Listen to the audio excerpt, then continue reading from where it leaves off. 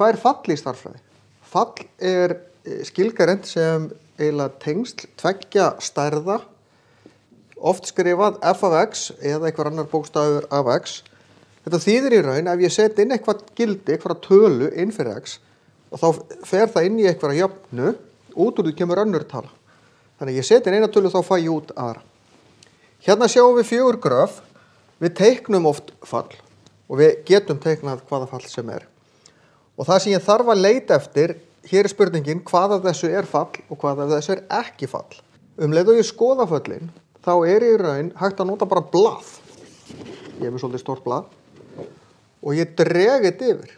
Því að fyrir hvert eitt x-gildi, þetta er x-ásinn, muniði, þá er bara eitt y-gildi. Það er að segja, ef ég dreg blaðið svona yfir, þá má bara bláa línan birtast í einum punkti.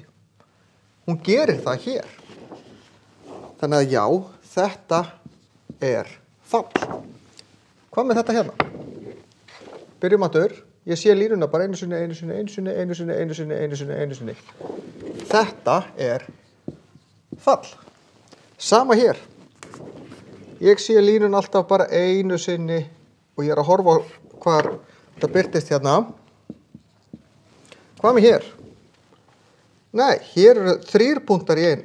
3 punktar, einn hér, en ég má verða að finna 1 punkt allstaðar. Þetta er ekki fall. Þessi hérna mynd sýnir fyrsta stigs margliðu, þetta er bara jafna beinna línu, þetta er annars stigs margliða, x í öðru eitthvað, hér er þriðja stigs margliða, x í þriðja, en þetta hérna er bara eitthvað bull.